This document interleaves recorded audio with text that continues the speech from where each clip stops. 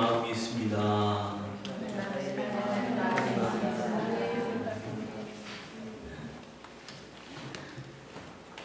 그 하나님의 마음이 흘러 넘치는 그리고 그 하나님의 마음이 우리를 통해 세상 가운데 풀어지는 그런 놀라운 역사가 있기를 바랍니다. 그 마음이 우리 가운데 풀어져서 우리의 심령을 회복시키시고 또 우리의 가정을 회복시키고 공동체를 변화시키고 또 부흥시켜서 이 시대의 민족과 열방 가운데 하나님의 놀라운 변혁을 일으킬 수 있는 귀한 그 시작이 하나님의 마음을 가진 그 한 사람을 통해 성취되는 줄로 믿습니다. 기도하겠습니다. 하나님 감사합니다. 이 시간 우리 가운데 함께 해주셔서 주님의 말씀을 나눌 때 하나님의 마음이 풀어지게 하시고 그 마음이 우리 가운데 차고 넘쳐나서 하나님 우리의 인생 속에 하나님의 나라를 경험하며 그 하나님의 나라를 이 세상 가운데 드러내는 귀한 역사가 있게 하옵소서. 오늘 강의 가운데 주님 말씀하여 주십시오.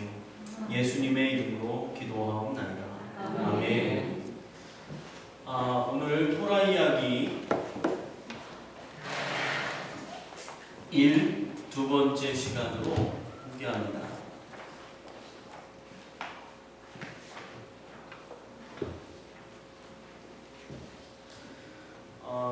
이번에는 그 전반적인 이 토라에 대한 이야기를 다루고 있고요. 이제 아마 다음 학기가 될지 그때부터는 이제 그 책별로 아마 다루게 될 것 같습니다. 그래서 토라 이야기, 모세오경이 이 토라 이야기를 품고 있고요. 또 더 작게 얘기하면 모세가 받았던 그 두 돌판에 새겨진 십계명이 그것일 것입니다.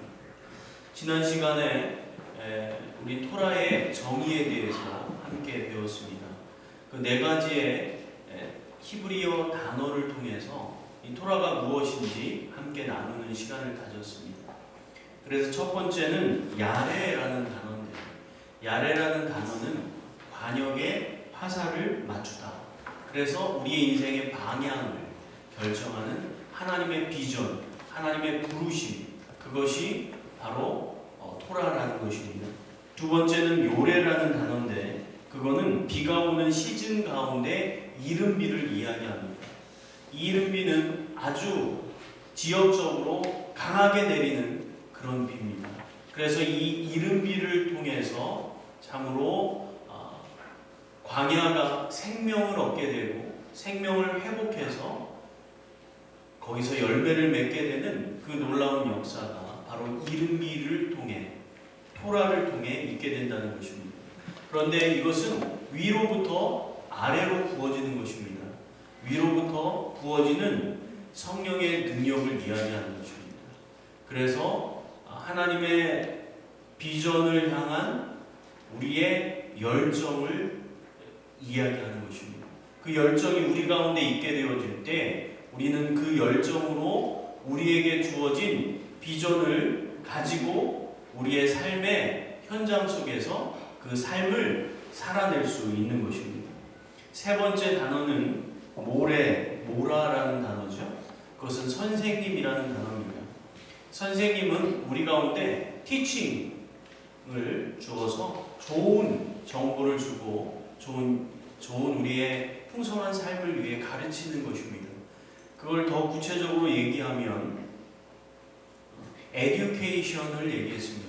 education은 우리 가운데 있는 좋은 기질의 그리고 성품의 그리고 달란트의 좋은 장점들을 바깥으로 펼쳐 보이도록 하는 것이 바로 이 education입니다. 그리고 instruction입니다. instruction은 그 가운데 없는 것을 구비시키는 것입니다. 벽돌을 쌓듯이 하나하나 구비시켜서 그에게 기프트와 또 퍼스널리티를 잘 형성할 수 있도록, 잘 사용할 수 있도록 그렇게 우리가 구비해주고 또 그렇게 이끌어 나가는 것이 바로 선생님의 역할이라는 거예요. 그래서 제가 교사 세미나를 인도할 때, 노예나 이런 데서 교사 세미나를 인도할 때 이 이야기를 반드시 합니다. 이 교사의 정의. 이것이 바로 토라의 또한 역할입니다. 그리고 네 번째, 호레라는 단어는 부모님이라는 것입니다. 부모님은 자녀를 향한 하나님의 비전을 이루어 나갈 수 있는 배경이 되어주는 것입니다. 그것을 서포트해 주는 것입니다.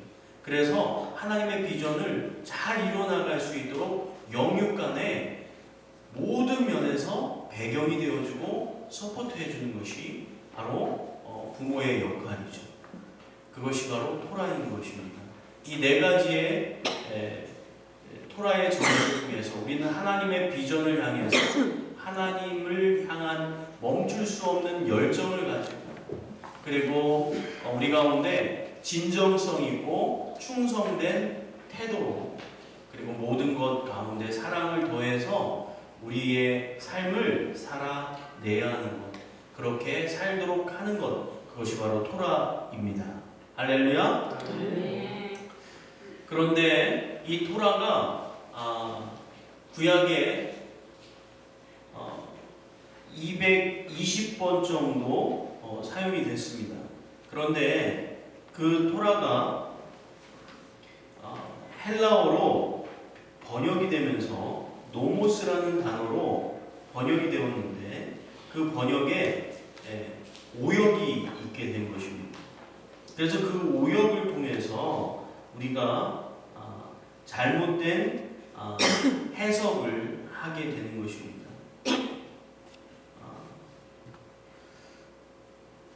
예를 들어서 우리가 많은 구절들을 이야기했었는데요. 오늘은 그 이야기는 여러분 강의안을 참조하시고요. 그래서 이 노모스라는 단어가 신약에는 430번이 나오게 됩니다. 그런데 토라는 구약에 220번이 나오죠. 그러니까 이것이 토라가 아닌 다른 단어를 똑같은 단어인 노모스로 번역을 한 것입니다. 그래서 오류가 발생하게 된 것입니다.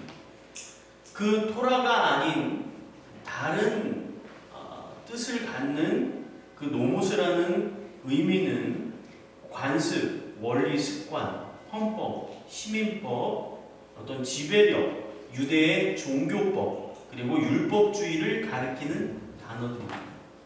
그래서 우리가 율법을 폐하였다라고 이야기했을 때 바로 이 율법주의와 유대 종교법을 이야기하는 것입니다. 그것을 통해서 우리가 토라와 율법의 관계를 잘 가져야 되는 것이죠.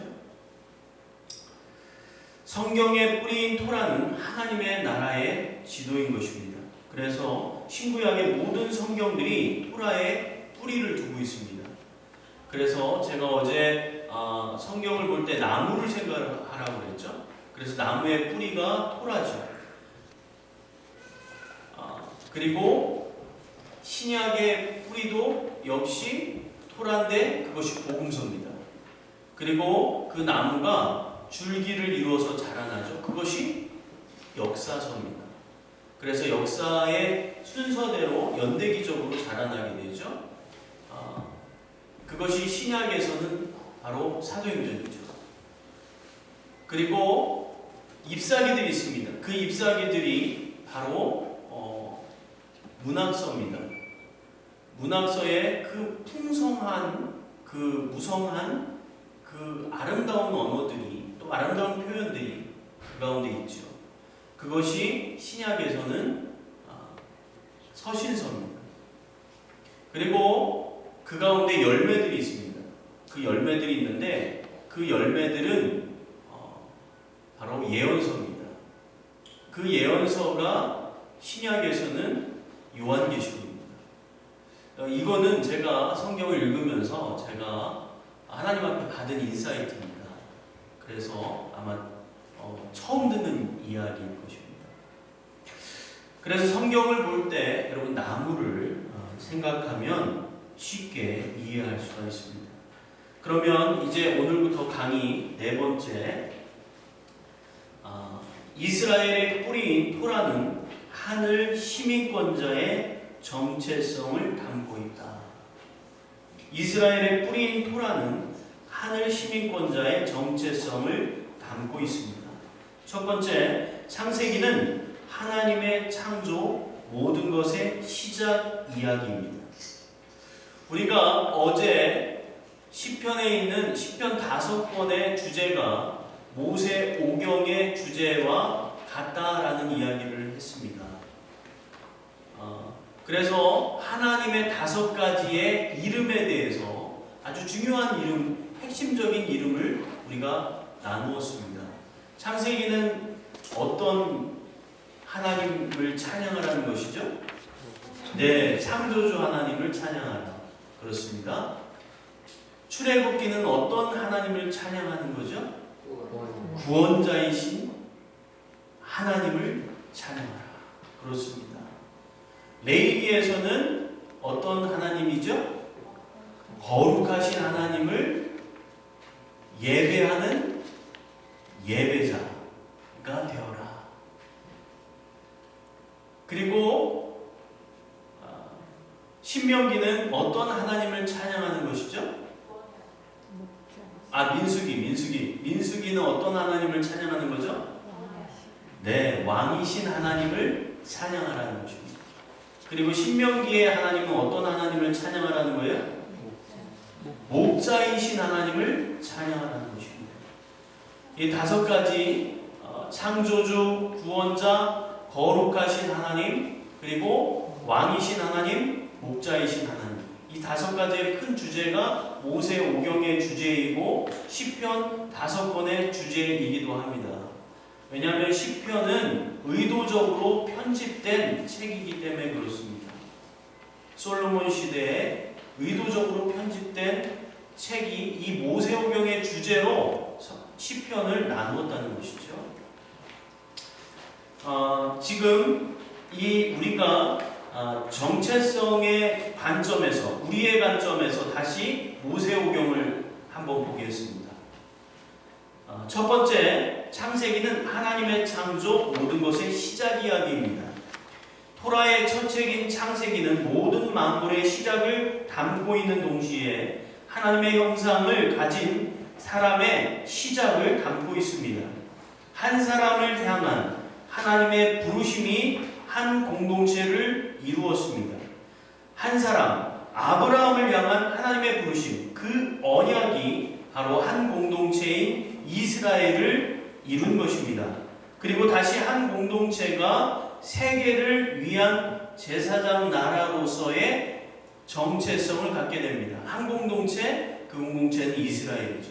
이스라엘이 세계 열방을 위한 제사장 나라로 정체성을 갖게 된 것입니다.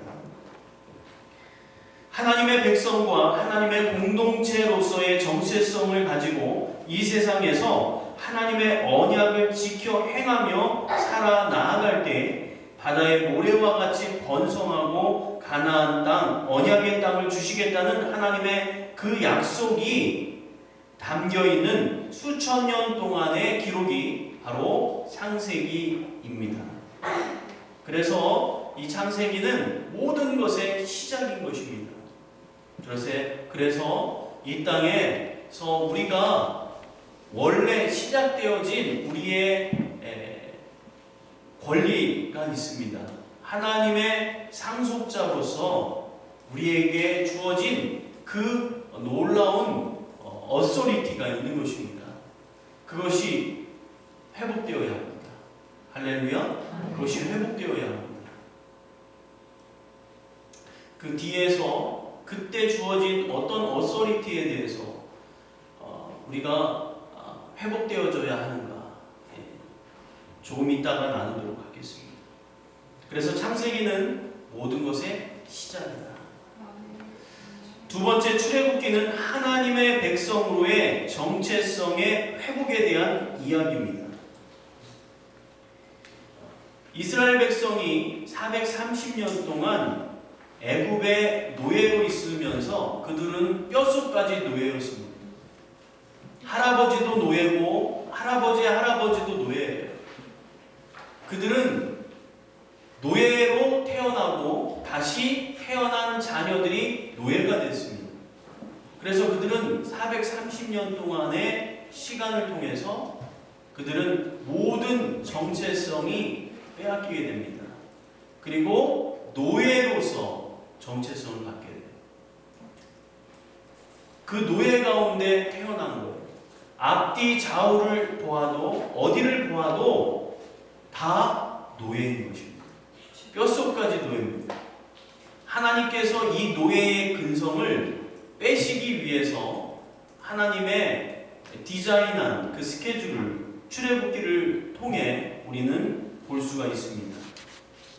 먼저 무엇입니까? 애굽의 10가지의 재앙을 내리십니다. 그 10가지의 재앙은 하나하나가 다 애굽에서 섬기는 신들이었습니다. 애굽에서 중요하게 여기는 우상들이 바로 저주의 재앙의 대상이 된 것입니다. 그래서 하나님이 하나님 되심을 드러낸 것입니다. 애굽의 모든 신보다도 크신 하나님, 그 하나님이 바로 애굽이 섬기는 그 신들을 저주하며 그들 가운데 그 신을 통해서 이제까지 누렸던 번영과 행복들이 무참하게 깨어지는, 오히려 그것이 저주가 되어지는, 그것이 재앙이 되어지는 그것을 경험하도록 하는 것입니다. 그것을 보면서 이스라엘 백성은 애굽인들에게는 그 10가지가 재앙이었지만 이스라엘에게는 그것은 기적이었습니다. 그것은 축복이었습니다. 하나님의 말씀은 분명하게 나누어지게 만드는 것입니다. 하나님의 말씀을 지켜 행하는 자와 하나님의 말씀을 지켜 행하지 않는 자와 그 운명은 극단적으로 달라지게 되는 것입니다. 그래서 예수님을 만난 사람은 둘 중에 하나입니다. 믿든지 믿지 않든지. 하나님은 분명한 결정을 가져오도록 하는 것입니다. 그래서 이 10가지의 재앙은 애굽 사람들에게는 재앙이었지만 이스라엘 백성에게는 축복이었습니다. 그러면서 그들이 섬기는 애굽인, 그들이 주인이었잖아요. 그런데 하나님께서 그 애굽의 사람들, 애굽의 주인들이 섬기는 또 다른 주인이 누구예요? 그들의 신들이었습니다. 그들의 신들이었습니다. 마지막은 장자를 데려감으로, 장자는 누구예요? 장자는 그 애굽의 왕, 그 왕이 될 사람이에요. 애굽의 왕은 누구였습니까? 신이었습니다. 네, 바로는 애굽 사람들에게 있어서 신이었습니다. 그러니까 장자를 데려간 것은 그들의 신을 하나님이 꺾어버리신 거예요.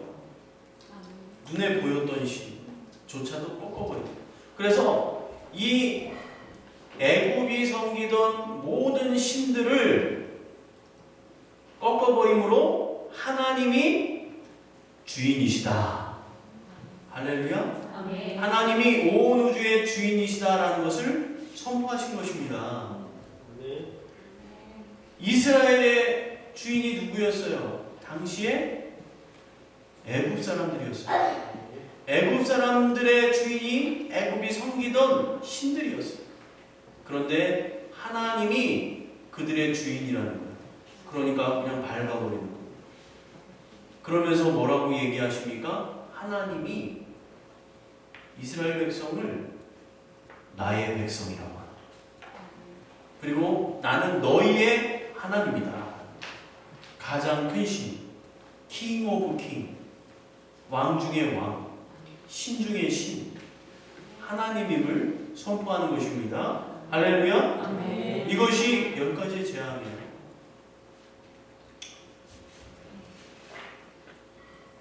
그것을 통해 이스라엘 백성이 어떻게 되는 거예요? 정체성이 회복이 돼요. 뼛속까지 노예였어요. 그런데 이제 지금 어떻게 바뀌는 거예요?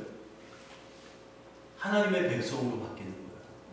하나님의 상속자로 바뀌는 거예요.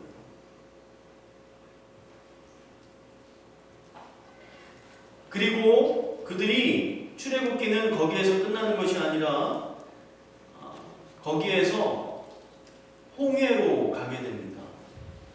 여러분, 홍해는 가나안 땅을 가기 위해서 갈 필요가 없는 장소였어요. 하나님께서 당시 그 무역상들이 다녔던 그 길을 따라가면 가나안 땅에 갈 수 있었어요. 잘 닦여진 길이 있었어요. 그런데 하나님께서 그쪽으로 인도하는 것이 아니라 아래에 있는 홍해 쪽으로 인도합니다. 구태여 홍해로 인도하시는 그 이유가 무엇일까? 하나님의 분명한 의도가 있는 줄로 믿습니다. 그래서 하나님께서 홍해 앞에서 바로 하나님의 영광을 보이시죠. 바로의 군대가 오게 되고 그 이스라엘 사이에 구름 기둥과 불 기둥이 서게 되죠. 그리고 이쪽에는 홍해인 거예요. 진퇴양난인 거예요. 하나님만 의지하게 만드는 거예요. 할렐루야. 아멘. 하나님을 의지해야 살 수 있는 것이 행복인 줄로 믿습니다. 아멘. 그것이 축복인 줄로 믿습니다. 아멘. 광야의 삶은 하나님 믿어야 사는 곳입니다. 광야가 그런 곳입니다. 광야는 사막하고 달라요. 이스라엘에 이제 이번 아랍 아웃리치로 이스라엘을 가겠지만 거기서 광야들이 있어요. 광야는 사막하고 다릅니다. 광야에는 생명이 있어요. 그런데 물을 받으면 하루 사이에 그 생명력이 막 잉태되는 곳이 광야예요. 그러나 사막은 물이 내려도 생명이 없어요. 오아시스만 생명을 먹는 거예요. 광야와 사막은 다릅니다. 이스라엘 사람들에게 광야는 축복의 장소였어요. 특별히 그들이 기도하러 갈 때 그들이 하나님을 기억하고 하나님에 대하여 시간을 드릴 때 그들은 광야로 나아갔습니다. 우리가 흔히 생각하는 것처럼 광야는 저주의 장소가 아닙니다. 하나님 만나는 곳이에요. 하나님 믿어야 사는 곳이에요. 그곳은 하나님을 만나는 축복의 장소입니다. 하나님께서 홍해를 지나 광야로 이끄세요. 그런데 이 홍해는 하나님께서 홍해를 건널 때와 요단강을 건널 때가 다르죠. 요단강을 건널 때는 제사장이 벗개를 메고 먼저 발을 내딛는 거예요. 믿음으로 내디딜 때 위로부터 내리던 요단강이 멈춰 서는 거예요.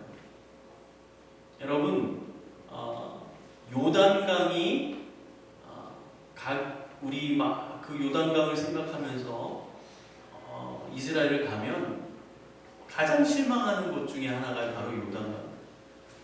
아주 그 넓이 뛰기를 잘하는 분이면 그냥 요단강을 뛰어넘을 수가 있어요. 이쪽은 이스라엘 땅, 저쪽은 요르단 땅. 그런데 평소엔 그런데요. 니산월 그때가 되면 그 범람하는 데입니다. 그래서 그 요단강이 바다처럼 돼요. 그냥 뛰어넘을 수 있는 강이 아니라 이스라엘 백성이 여호수아와 함께 요단강을 건널 때 그때 그 요단강은 범람하는 데예요. 바다와 같은 데입니다. 그래서 건널 수 없는 강이에요. 그거를 아셔야 돼요.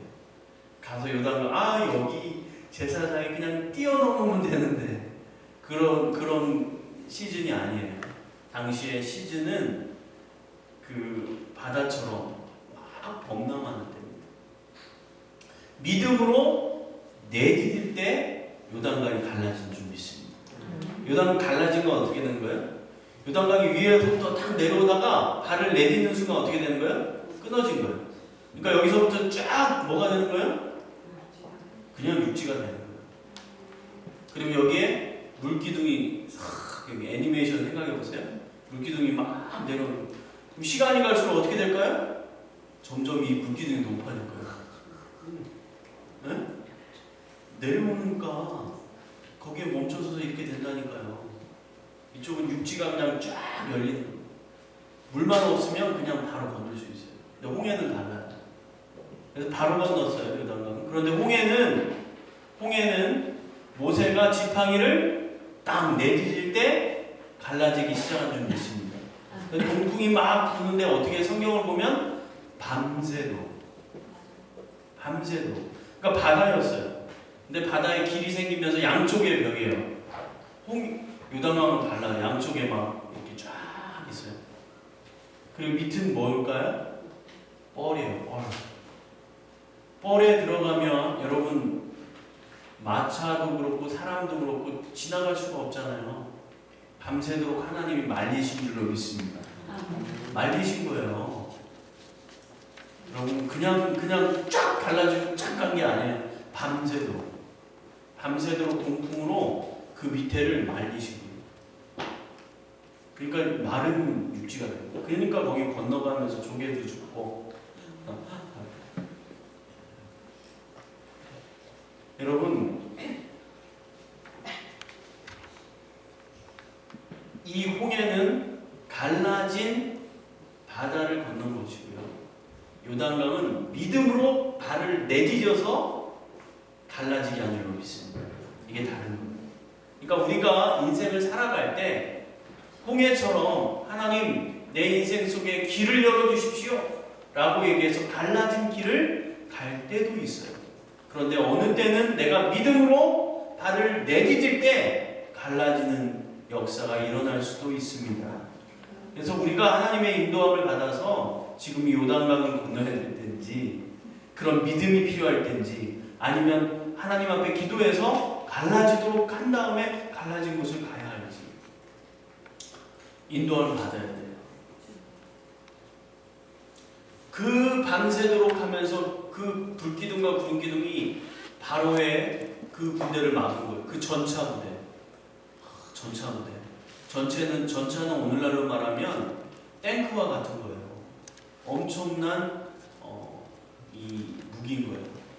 막 전차의 소리, 그리고 횃불 막 마루 소리를 보면서 이스라엘 백성은 시청각 교육을 합니다. 하나님 바다를 가르시고 바람을 막 해서, 근데 불기둥이 있으니까 그게 다 보이는 거예요. 바람 막 육지가 말라. 그래서 건너가는.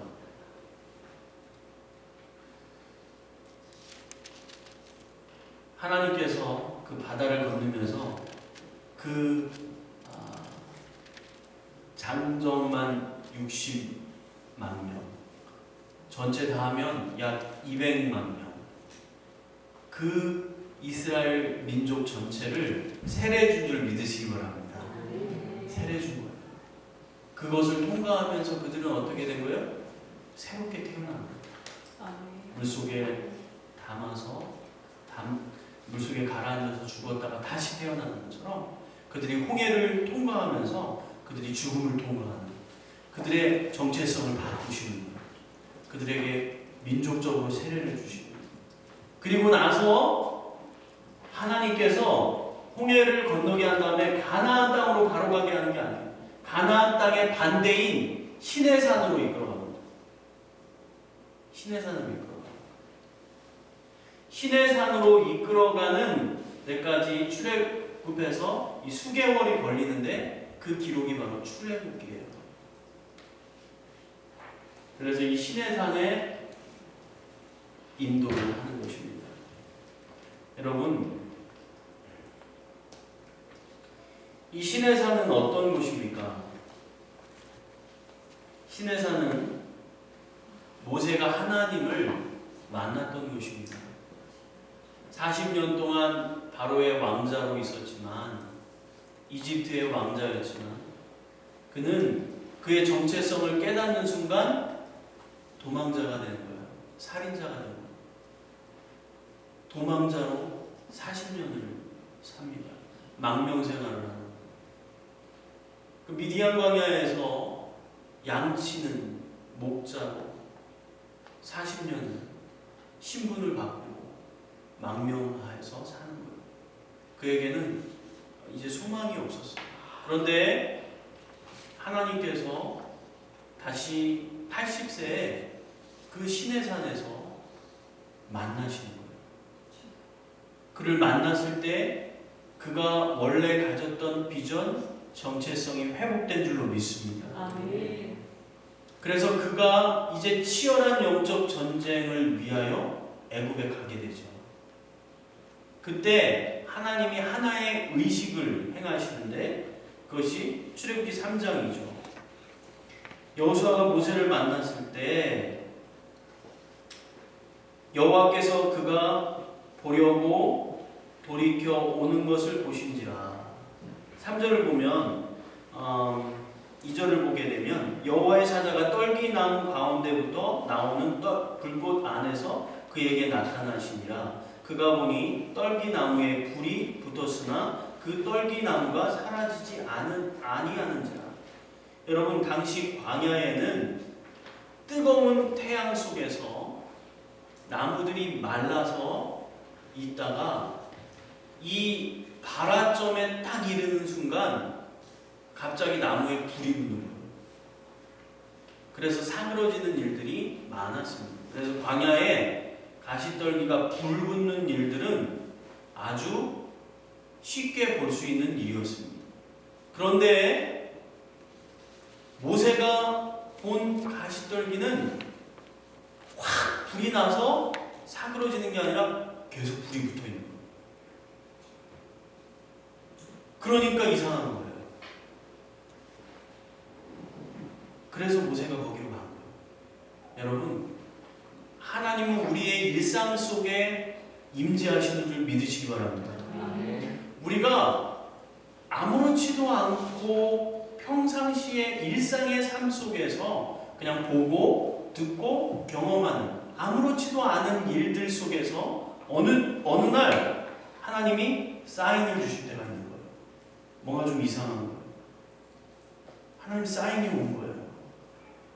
그걸 볼 수 있는 인사이트가 있기를 주님의 이름으로 축원합니다. 네.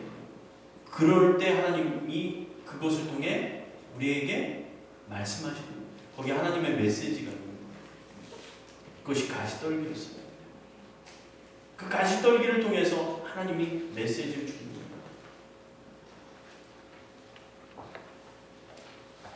하나님 말씀하십니다. 이리로 가까이 오지 말라. 내가 선 곳은 거룩한 땅이니 내 발에서 신을 벗으라. 또 이르시되 나는 내 조상의 하나님이니 아브라함의 하나님, 이삭의 하나님, 야곱의 하나님입니다. 모세가 하나님 배웠기를 두려워하여 얼굴을 가리매. 네, 지금은 책별로 보는 시간이 아니니까 좀 심플하게. 여기서 모세가 신을 벗어다는 거예요. 하나님을 만나는 그곳에서, 그리고 이제 치열한 영적 전쟁으로 나아가는 그때에 우리가 해야 할 것은 우리의 발에서 신을 벗는 것입니다. 할렐루야. 우리의 발에서 신을 벗어야 됩니다. 우리 발에서 신을 벗는다는 것은 무엇을 의미합니까? 그것은 우리의 권리를 내려놓는 것입니다. 당시에 팔레스타인의 노예들만 신을 벗었습니다. 맨발로 다녔습니다. 그래서 하나님 앞에 신을 벗으라는 얘기는 하나님의 로드십을 인정하라는 거예요. 하나님의 주대심을 인정하라는 거예요. 인간의 생사화복과 민족의 흥망성쇠를 결정하시는 하나님을 주인으로 고백하라는 거예요. 그것이 발에서 신을 벗으라는 거예요. 그런데 그러는 과정을 통해 하나님의 로드십을 인정한 뒤에 바로 치열한 영적 전쟁인 애굽으로 들어가는 거예요. 할렐루야. 애굽으로 들어가는 거예요. 여러분, 모세의 후계자였던 여호수아가 가나안 땅으로 들어갈 때 하나님께서 그에게 요구하시는 것도 역시 마찬가지입니다. 여호수아 5장을 보게 되면 여호수아가 여리고에 가까이 이르렀을 때에 눈을 들어본즉 한 사람이 칼을 빼어 손에 들고 마주 서 있는지라. 여호수아가 나아가서 그에게 묻되 너는 우리를 위하느냐 우리의 적들을 위하느냐 하니 그가 이르되 아니라 나는 여호와의 군대 대장으로 지금 왔느니라 하는지라. 여호수아가 얼굴을 땅에 대고 엎드려 절하고 그에게 이르되 내 주여 종에게 무슨 말씀을 하시려 하나이까. 여호와의 군대 대장이 여호수아에게 이르되 내 발에서 신을 벗으라. 내가 선 곳은 거룩하니라. 여호수아가 그대로 행하니라. 아멘. 여호수아가 이제 가나안 땅에 크고 작은 11번의 전쟁을 치루어 나갈 때에 이제 그 시작에 바로 하나님께서 그 발에 신을 벗기는 것입니다. 그 거룩한 땅, 왜 거룩한 땅입니까? 그 땅이 거룩해서요? 아닙니다. 하나님이 임재하셨기 때문에, 거룩하신 하나님이 임재하셨기 때문에, 그것을 그 가운데 임하셨기 때문에 그곳이 거룩한 땅이 되는 거예요. 여호수아가 치열한 영적 전쟁을 나가기 전에 하나님의 로드십을 인정하도록 하나님께서 요구하시는 거예요. 그래서 우리가 하나님의 사역을 감당할 때, 하나님의 일들을 감당할 때, 그때 하나님의 로드십을 인정하며 우리의 발에서 신을 벗는 과정이 반드시 요구됩니다. 그래야 주님이 영광을 받으시고 주님이 행하시는 거예요. 여리고의 전쟁, 그 첫 전쟁은 하나님의 전쟁이었어요. 네, 하나님의 전쟁이었어요. 이 영적 전쟁에 승리할 수 있는 또 다른 하나의 비결은 뭡니까? 여호수아가 그 군대 장관에게 물어요. 우리 편이냐 아니면 저쪽 편이냐 묻는 거예요. 그때 하나님의 군대 장관이 무엇라고 얘기합니까? 니네 편도 아니고 저쪽 편도 아니다. 나는 하나님의 군대 장관으로 여기 서 있다. 영적 전쟁의 승리의 비결 한 가지는 바로 우리가 하나님 편에 서야 한다는 것입니다. 우리 편으로 끌어들이는 것도 아니고 바로 하나님 편에 내가 설 때 우리는 승리할 수 있습니다. 그것이 여리고의 전쟁이었습니다.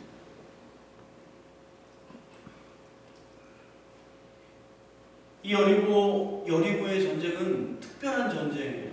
그것을 하렘. 그래서 이 여리고의 전쟁은 그 가운데 있는 가나안 땅 전쟁의 첫 전쟁이었고 그것은 첫 열매였어요. 첫 열매는 하나님의 것인 줄로 믿습니다. 첫 열매는 하나님의 것이에요. 그래서 가나안의 첫 전쟁이었던 여리고성의 전리품들을 하나님이 다 취하신 거예요. 헤렘을 선포하고 다 취하신 거예요. 그리고 나서 아이성으로부터 가나안 전쟁이 마치는 그때까지 모든 전리품을 이스라엘 백성에게 다 주세요. 오직 여리고성에서만 하나님이 전리품을 다 취하십니다.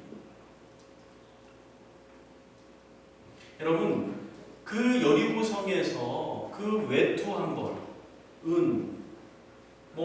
좀 가치 있는 것들, 그게 그렇게 가치 있는 것이 아니었어요.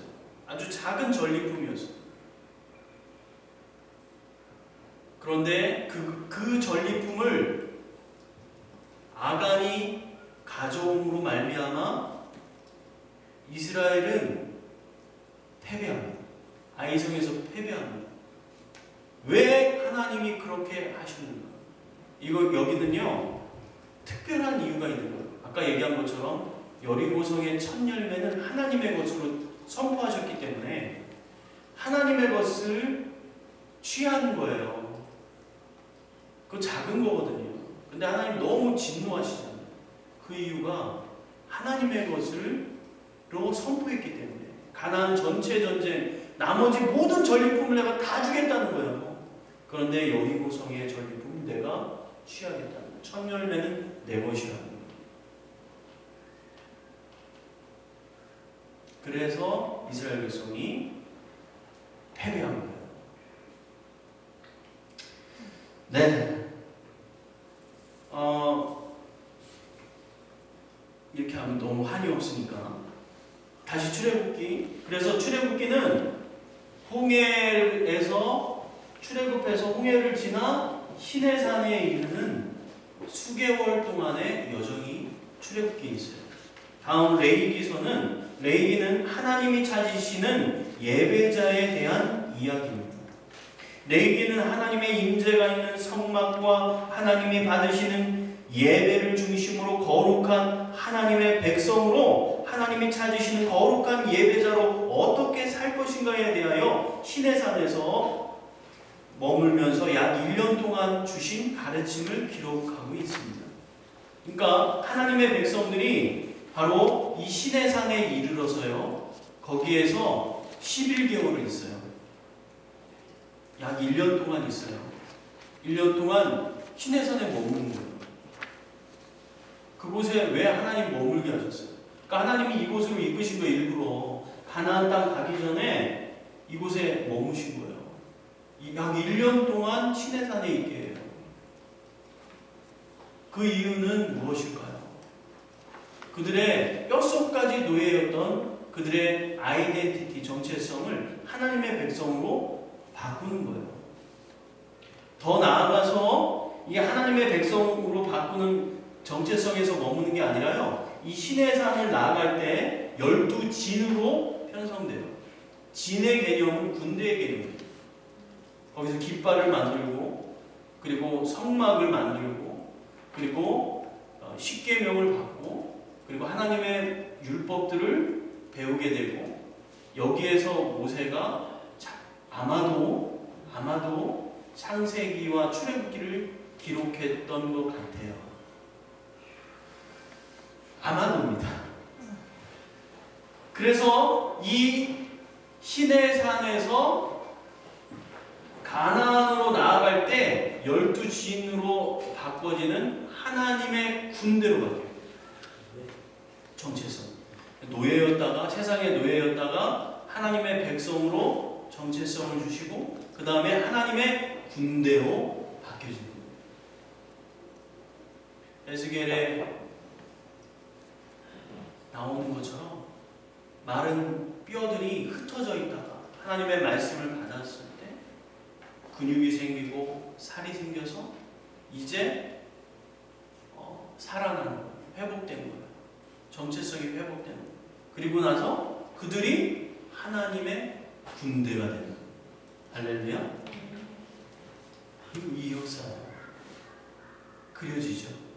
하나님께서 그래서 11개월 동안 시내산에서 이스라엘 백성을 개인적으로 가르치시고 또 모세에게 가르치시고 모세는 다시 아론에게 다시 모세가 아론에게 가르친 다음에 어떻게 해요? 아론의 두 아들을 불러요. 그래서 모세가 다시 아론과 그 아들들에게 가르쳐요. 그리고 나서 다시 어떻게 해요? 이스라엘 백성의 장로들, 리더십들을 모으게 해요.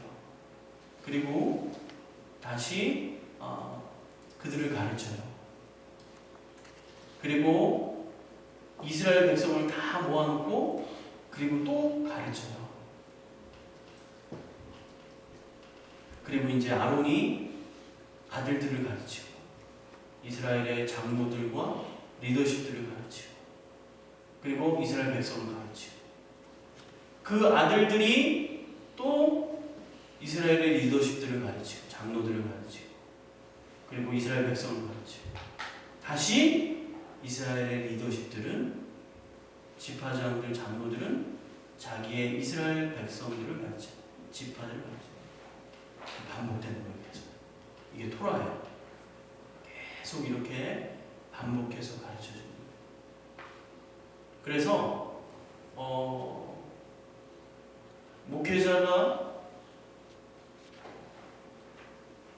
목회자들이 있으시죠? 네.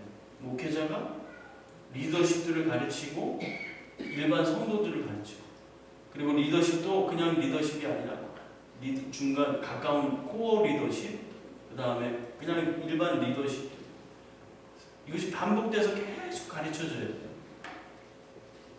그 일이 바로 이 레위기가 기록된 이 시내산에서 있었던 이야기예요.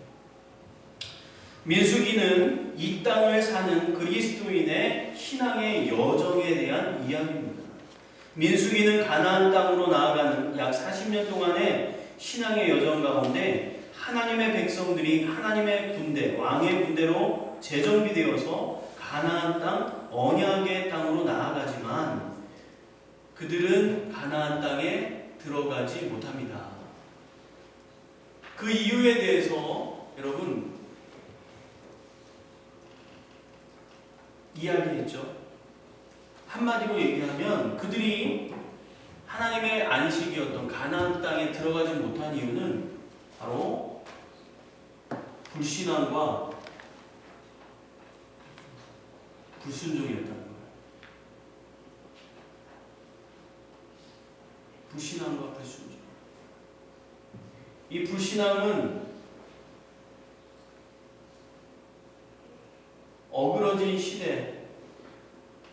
어그러진 시대의 특징이고 불순종은 거스리는 세대의 특징입니다.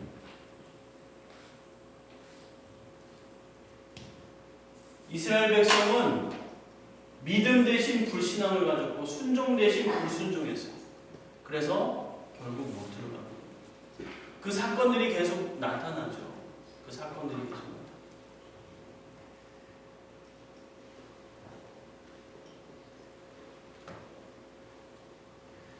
출애굽기 17장에 보면 이런 이야기, 마사, 무리바 그것은 이스라엘 자손이 하나님과 다투었다라는 그런 이야기인데요. 하나님을 시험했다. 근데 하나님이 시험한 그들의 의도는 하나님이 그들 가운데 계신가 계시지 않는 거였어요. 구름기둥 보면서 불기둥 보면서 날마다 하나님이 주시는 만나를 먹으면서 하나님이 계신가? 우리와 함께 하시는가? 안 계신가? 계속 그것을 의심하는 거예요. 구름기둥 보는데 만나 매일 먹는데 반석에서 물을 내주는데 의심하는 거예요. 불신앙 그리고 불순종. 결국 그 클라이막스는 어디예요? 12명의 지파장 그들이 가나안 땅에 들어가서 그들에 비하면 우리는 메뚜기다 라는 이야기 속에서 그 불신앙과 불순종은 클라이막스에 오릅니다. 오직 여호수아와 갈렙만 그들은 우리의 밥이다 라고 생각하는 거죠. 여러분 정체성이 흔들리는 거예요.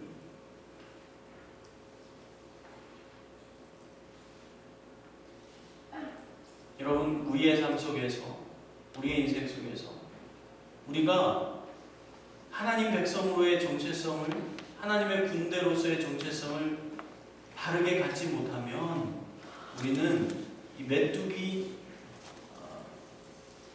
이 메뚜기 열등감에 빠져서 우리가 실패하는. 그런데 우리가 거꾸로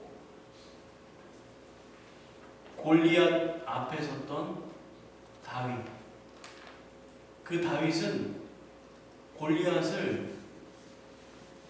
앞에 메뚜기였어요, 사실.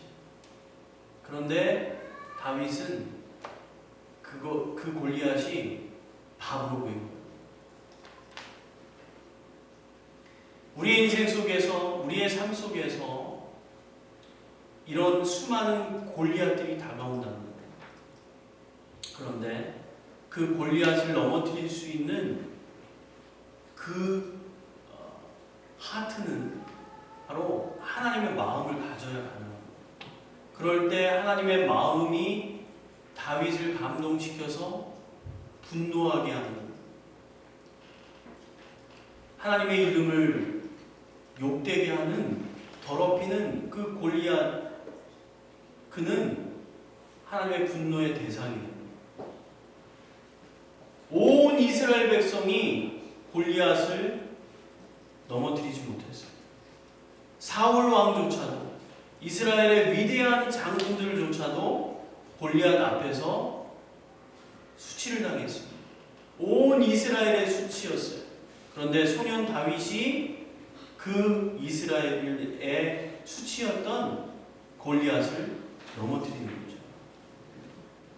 그의 인사이트는, 그의 안에는 스피리추얼 자이언트가 있었거든요. 영적 거인이었던 거예요. 여호수아와 갈렙도 마찬가지예요. 그렇기 때문에 그들은 우리의 밥이다 라고 얘기해요.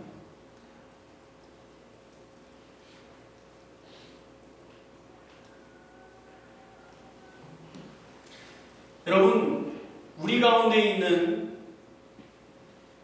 장애물을, 여러분, 하나님의 그 영적 자이언트로 그 장애물을 오히려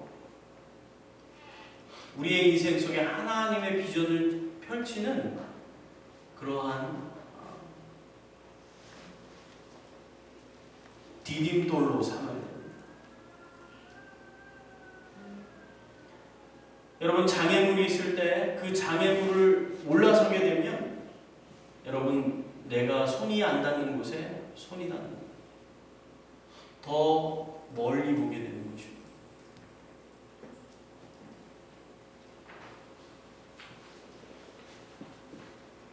여러분, 우리의 삶 속에서, 우리의 인생 속에서 이런 골리앗이 항상 우리에게 올 때 우리가 골리앗을 넘어뜨릴 수 있는 물맷돌을 준비해야 합니다.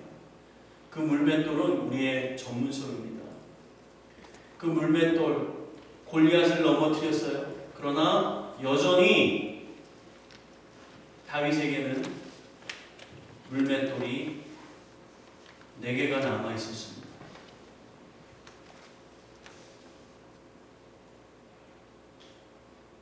여러분, 세상이 감당할 수 없는 사람이 이런 사람이에요. 물맷돌을 가지고 골리앗을 넘어뜨렸어요. 그리고 여전히 물맷돌이 남아있고, 이런 탁월한 전문성을 우리가 갖춰야 돼요. 계속해서 우리의 삶 속에서 골리앗이 다가옵니다. 이스라엘 백성이 그 가나안 땅에 그 골리앗들을 바라보면서 그들은 불신앙과 불순종으로 반응합니다. 그리고 메뚜기라고 생각합니다. 결국 그들은 가나안 땅을 정탐했던 40일, 그만큼 하루가 1년이 돼서 40년 동안 광야를 방황하고 거기에서 인생을 마무리합니다. 여러분, 하나님을 믿었지만 우리의 인생 속에 이런 메뚜기의 그 열등감 속에 패배주의 가운데 우리가 살게 되면 우리는 방황하다가 끝나는 인생이 될 수 있어요. 하나님의 비전 바라만 보는 거예요. 생각만 하는 거예요. 그리고 그것은 경험하지 못하는 거예요. 그냥 생각하다 끝나는 겁니다. 방황하다 끝나는 것입니다. 하나님의 은혜는 있어요. 불기둥과 구름기둥도 있어요. 메추라기와 만나도 있어요. 한석의 물도 그들에게 계속 주어집니다. 그러나 그들은 언약의 땅인 가나안에 들어가지 못합니다. 여러분, 가나안 땅은 천국이 아닙니다. 가나안 땅은요, 오히려 치열한 영적 전쟁터입니다. 예전에 많은 사람들이 이 가나안 땅을 천국이라고 얘기하는데 아닙니다. 가나안 땅은 천국이 아니라 오히려 그곳에서 크고 작은 전쟁들을 펼치는 치열한 영적 전쟁터입니다. 그래서 그곳에서는 뭐예요? 전리품을 취하는 전쟁터예요. 사역의 열매를 거두는 거예요. 땅을 정복하는 곳이에요. 달라요. 신앙의 하나님의 군대로 세상을 정복하는 그 여정이 가나안에서의 여정이에요. 근데 여기까지 못 가는 사람, 비전을 성취하는 전쟁이에요. 언약을 성취하는 전쟁이 가나안의 땅이에요. 달라요. 가나안 땅까지의 그 여정 뭐예요? 믿음의 여정이에요. 신앙의 여정이에요. 따라가는 여정이에요. 그러나 가나안 땅부터는 믿음을 성취하는 여정이에요.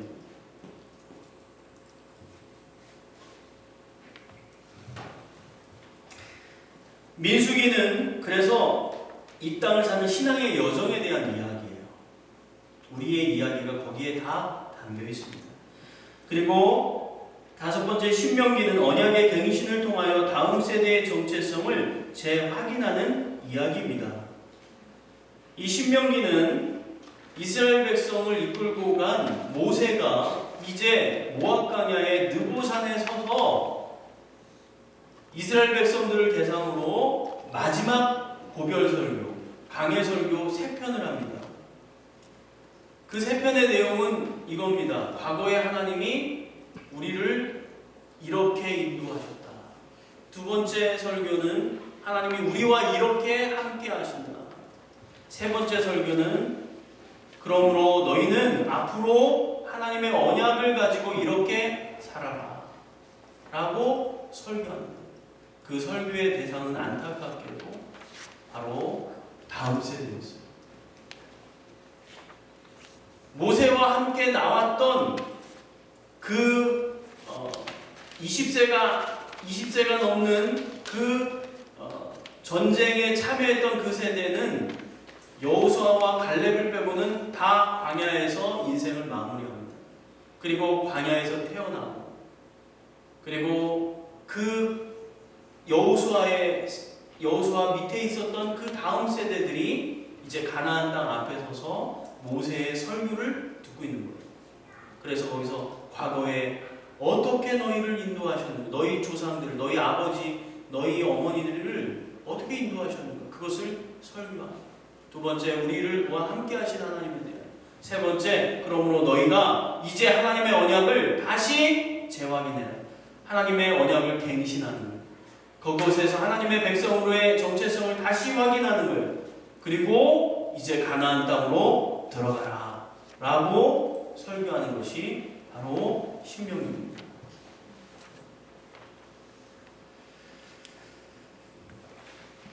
이 토라 안에 바로 모든 성경이 들어있습니다. 이 토라 안에 바로 하나님의 언약이 어떻게 성취되었는지를 보여줍니다. 아브라함 한 명에게 하나님이 언약을 주시고 그 언약의 비전이 잉태되어 이스라엘 공동체가 되고, 이스라엘 공동체는 열방을 위한 제사장 나라로 이 땅을 살아나가도록 주어진 데스티니가 있는 거예요. 이 데스티니대로 살지 못하기 때문에 하나님이 이스라엘을 치신 거예요. 그리고 회복시킨 이유도 그 데스티니로 살으라는 것. 열방을 위한 제사장 나라로 살으라는 것. 그것이 이스라엘의 운명이에요.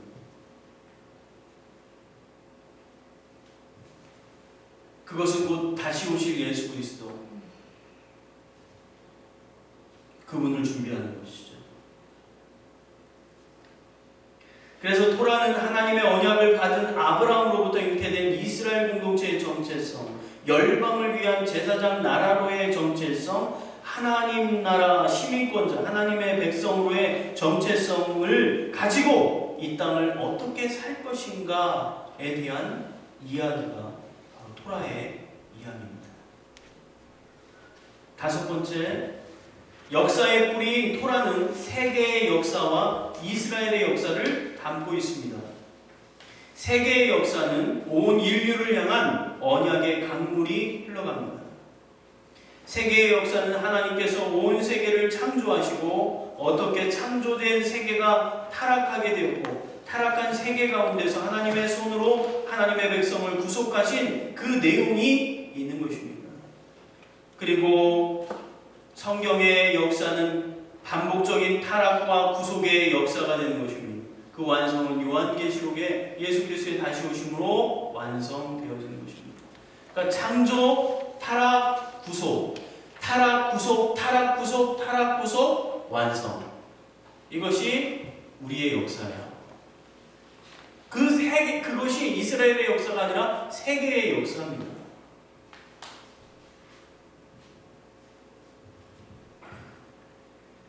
그래서 우리가 어떻게 살 것인가에 대한 첫 번째 위대한 명령을 하나님 주시는데 그것이 문화 명령이에요. Cultural Mandate. 이 문화 명령은 창세기 1장 26절에서 28절이에요.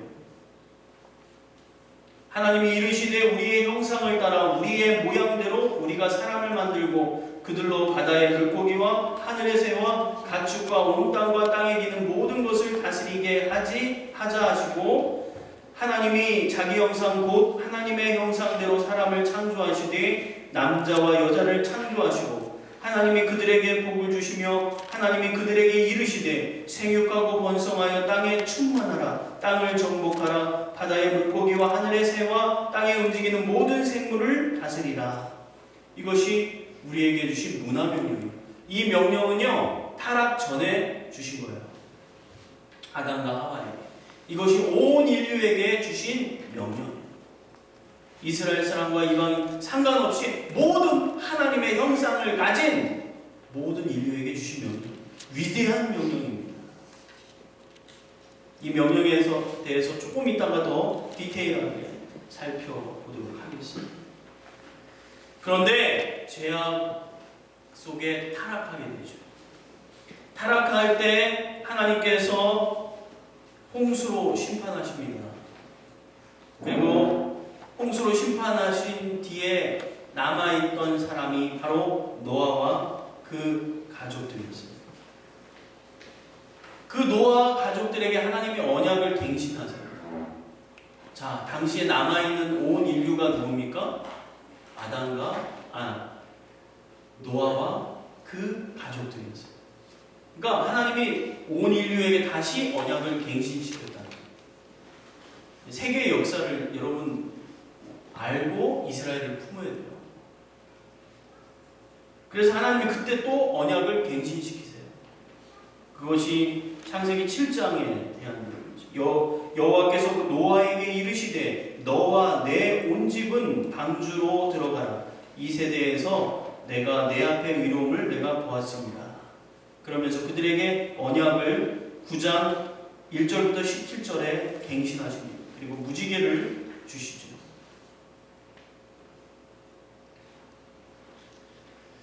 이것이 세계의 역사입니다. 세계의 역사입니다. 그리고 또한 중요한 이스라엘의 역사가 담겨 있습니다. 이스라엘의 역사는 열방을 품은 제사장 나라로 부르시는 것입니다.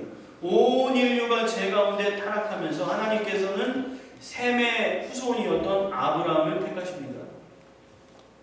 셈, 함, 야벳 가운데 셈이 받은 축복은 셈의 후손으로부터 세계 3대 종교가 나왔어요. 그것이 황인종이에요. 우리 황인종으로부터 다 나와. 이스라엘도 황인종인 줄 아시죠?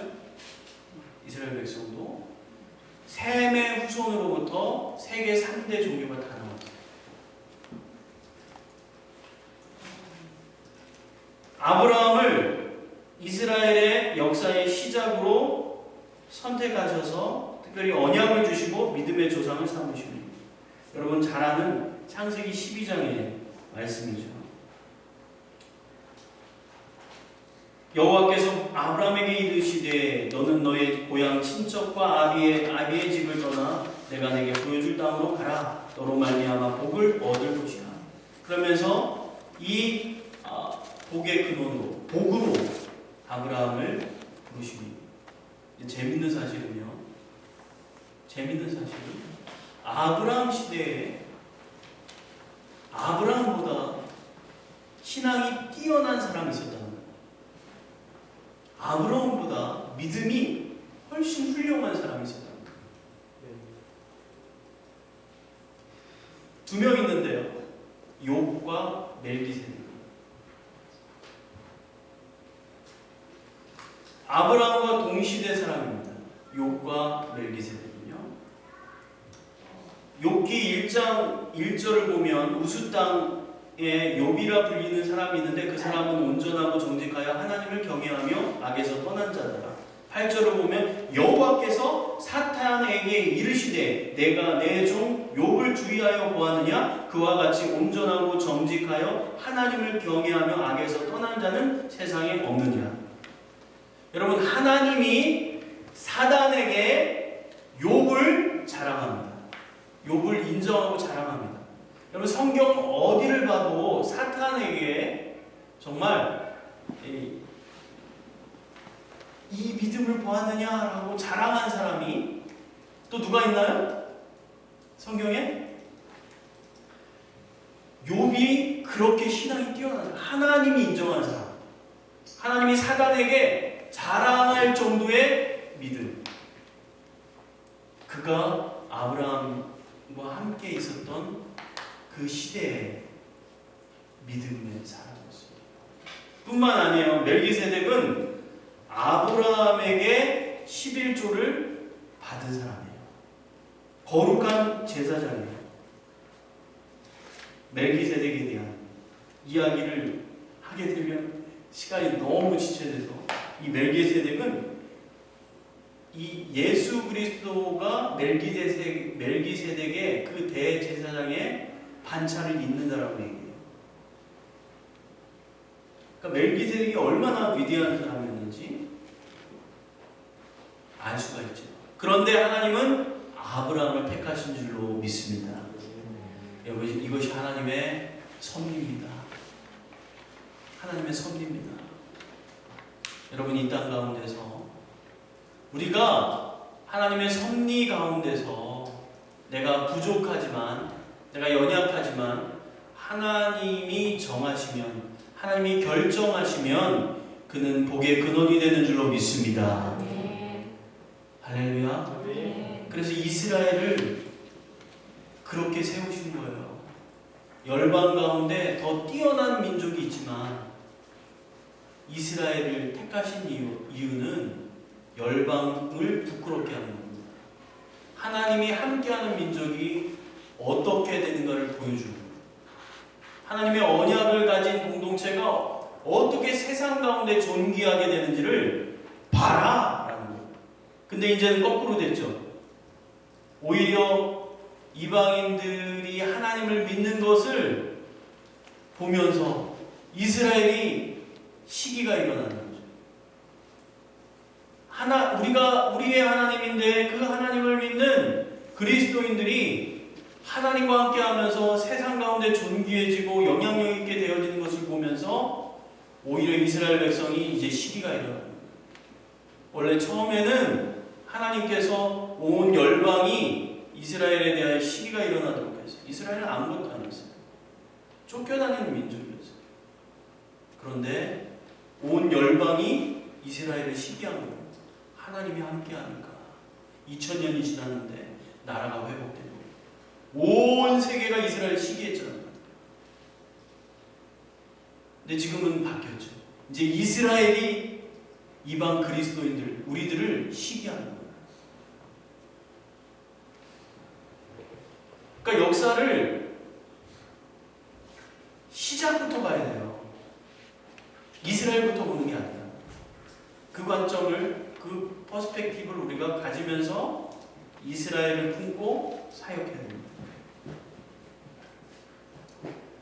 출애굽기 19장 5절과 6절을 보게 되면 세계가 다 내게 속하였나니 너희가 내 말을 잘 듣고 내 언약을 지키면 너희는 모든 민족 중에서 내 소유가 되겠고 너희가 내게 대하여 제사장 나라가 되며 거룩한 백성이 되리라. 너는 이 말을 이스라엘 자손에게 전할지니라. 아멘. 이스라엘 공동체가 하나님의 말씀을 지켜 언약을 지키면 모든 민족 중에서 나의 소유로 삼겠다는, 장자로 삼는 거죠, 이스라엘. 그리고 제사장 나라가 되는 것입니다. 제사장이라는 것은 뭐예요? 온 백성을 하나님께로 올려드리는 자예요. 온 백성을 대신에 하나님 앞에 예배하는 자예요. 그것이 제사장이에요. 사람 편에서 하나님께 나아가는 거예요. 선지자는 뭐예요? 거꾸로 하나님의 말씀을 선포하는 거예요. 왕은 하나님의 백성을 하나님의 통치권으로 잘 경영하는 거예요. 다스리는, 잘 섬기는 거예요. 제사장 나라라는 건 뭐예요? 온 열방을 하나님께로 올려드리는 역할을 하는 것이 이스라엘의 데스티니야. 할렐루야. 그래서 이 시대의 그리스도인은 민족을 하나님께로 올려드려야 돼요. 열방을 하나님께로 올려드려야 돼요. 그것이 우리의 데스티니예요. 할렐루야. 그래서 우리의 삶 속에서 나만 구원받는 것이 아니라 나를 구원하신 이유는 우리의 가문, 우리의 지역, 우리의 세대, 잃어버린 영역, 잃어버린 민족을 하나님께로 올려드리는 것이 바로 왕 같은 제사장, 왕이요 제사장. 여러분, 제가 왕 같은 제사장에 대해서 3주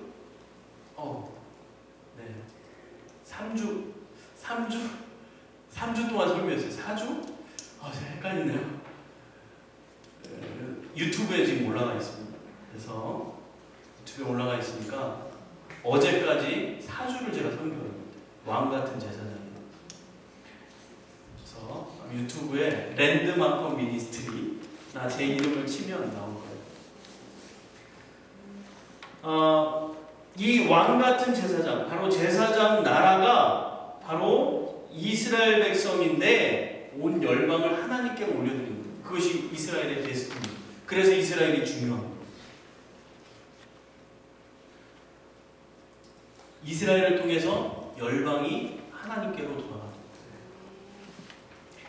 거예요. 6번째 마지막, 언약의 뿌리인 토라는 위대한 명령을 담고 있습니다. 세상에 크고 작은 산들이 있는 것처럼 성경에도 크고 작은 언약들이 있습니다. 성경에는 하나님의 백성으로 이 땅을 어떻게 살아가야 하는가에 대한 큰 언약이 4가지가 있습니다. 이것이 정말 이거 제가 하고 싶은 이야기인데요. 이 6번만 정말 사실은 몇 차례에 걸쳐서 해야 될 일인데, 이거 특별히 목회자들에게는 정말 중요한 일이에요.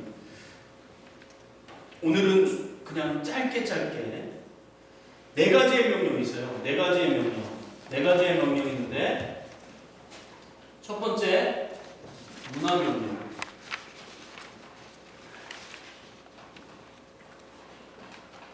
두 번째 십계명,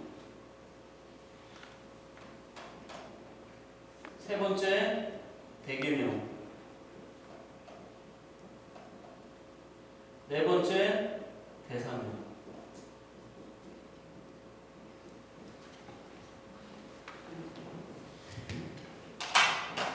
그러니까 내가 하나님의 백성으로 하나님의 군대로 이 땅을 어떻게 살아나갈 것인가에 대한, 이 땅을 어떻게 살 것인가에 대한 그 방향이 여기에 다 있어요.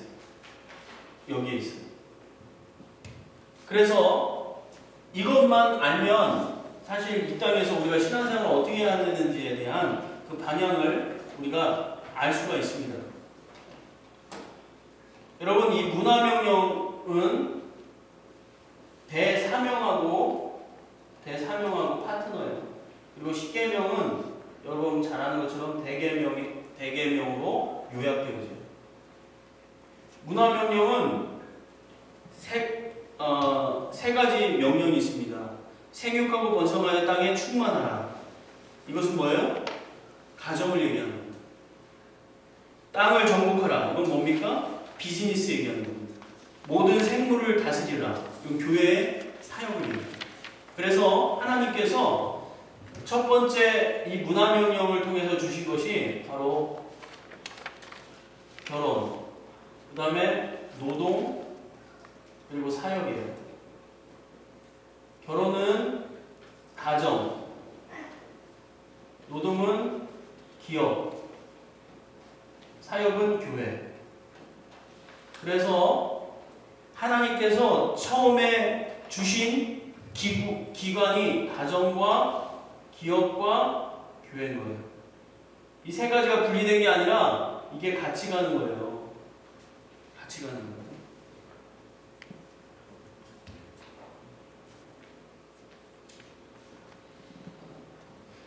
보통 세븐 마운틴 얘기하는데 그 세븐 마운틴이 다 이 가운데 속해요, 사실.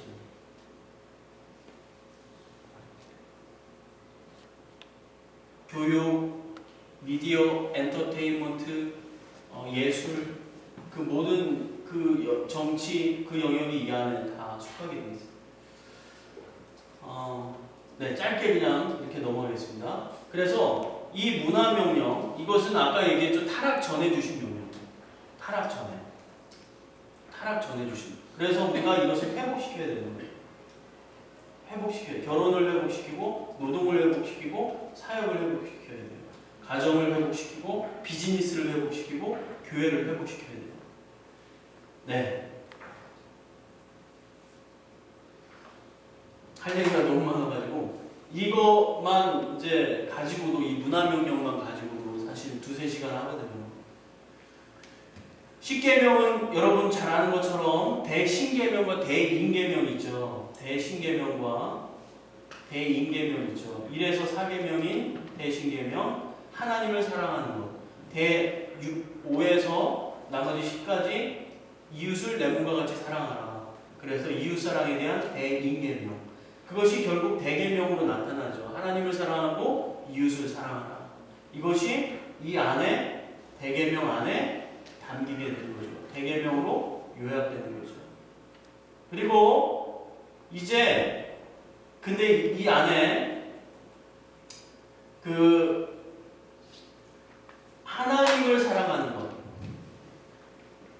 하나님 사랑하는 것, 그 다음에 이웃을 사랑하는 것,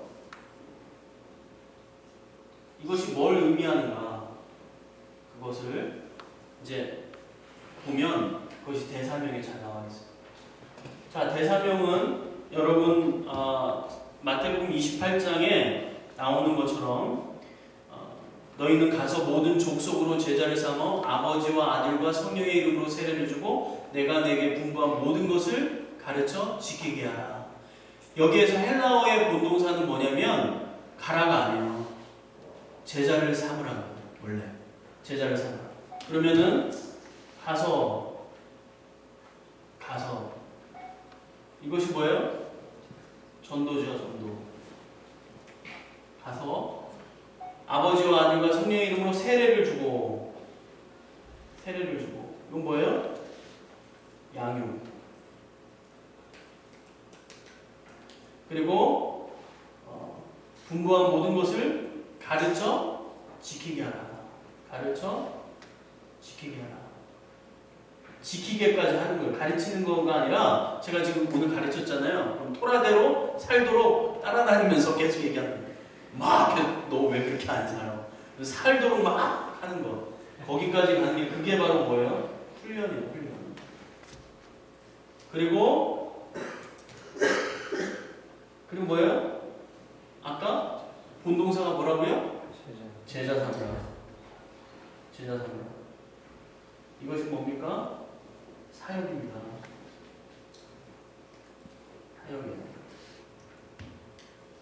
그래서 전도, 양육, 훈련, 사역. 그런데 이것이 바로 문화명령을 이것을 회복시키는 방법이 바로 이거라고 대사면. 근데 하나님을 사랑하는 것, 이웃을 사랑하는 것. 여기 하나 더 볼까요? 그러면서 뒤에 뭐예요? 세상 끝날까지 내가 너희와 항상 함께 있겠다. 그죠? 항상 함께 있겠다. 이것은 예배입니다. 예배. 하나님과 함께하는 삶의 예배. 하나님의 임재 가운데 있는 예배.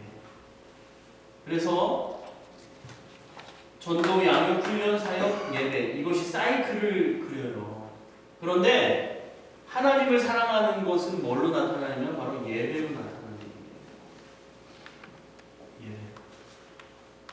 하나님을 사랑하는 예배자로 나아갑니다. 예배는 공예배와 삶의 예배가 있어요. 공예배는 시간과 장소를 정해서 정해진 성경의 교리를 따라서 공동체적으로 하나님 앞에 드리는 예배가 공예배. 삶의 예배는 시간과 공간을 초월해서 성령의 인도함을 받아서 개인적으로 하나님 앞에 드려지는 예배. 그것이 삶의 예배. 네. 이 삶의 예배가 바로 로마서 12장 1절과 2절 말씀이 클라이막스예요. 이것이 로마서의 터닝 포인트예요. 로마서 사도 바울은 항상 복음과 삶, 구원에 합당한 행함, 그것을 항상 얘기해요. 모든 서신서의 구조가 항상 그렇습니다. 로마서는 1장부터 11장까지 복음에 대해 얘기해요. 맨 앞에는 이방인을 변화시키는 복음, 그 다음에 이스라엘을 향한 복음, 그리고 12장 1절부터 2절까지는 삶에 대해서 얘기해요. 근데 그 모든 삶, 마지막 로마서 전체를 핵심으로 이끄는, 그리고 이 뒤에 삶에 대한 그런 이야기의 중심이 바로 로마서 12장 1절, 2절 이 두 절이에요. 이게 삶의 예배예요. 네. 그리고 이웃사랑은 뭐예요? 전도, 양육, 훈련, 사역. 이게 다 이웃사랑. 이웃사랑은 뭡니까? 한마디로 얘기하면 필요를 채워주는 거예요. 니드를 채워주는 거예요. 사람들의 육 간의 니드를 채워주는 거예요. 그래서 구제도 마찬가지 여기 안에 들어가죠. 그래서 그 영육 간에 채워주는 거예요. 사역 안에 구제가 들어갈 겁니다. 영육 간에. 그래서 이것이 우리가 어떻게 이 땅을 살아야 될 것인가에 대한 하나님의 남겨진 과업이에요. 예수님의 남겨진 과업이에요. 예수님이 구원을 완성하셨어요. 그런데 완성하지 않고 제자들에게 위임한 것이 있어요. 사도 바울은 말합니다. 그리스도의 남은 고난을 내 육체에 짊어지노라. 그리스도의 몸된 교회를 위하여 내 육체에 짊어지노라. 그리스도의 남은 그 고난이 바로 위대한 가업, 남겨진 가업, 바로 이것입니다. 이것을 위해서 고난받는 거예요. 그래서 여러분이 이 패러다임 속에서 가정을 회복시키고 기업을 회복시키고 교회를 회복시키는 이러한 방법이 뭐냐? 전도, 양육, 훈련, 사역, 예배. 이것의 사이클을 돌면서 이것을 제대로 하면 돼요. 이걸 하나씩 제대로 하면 돼요.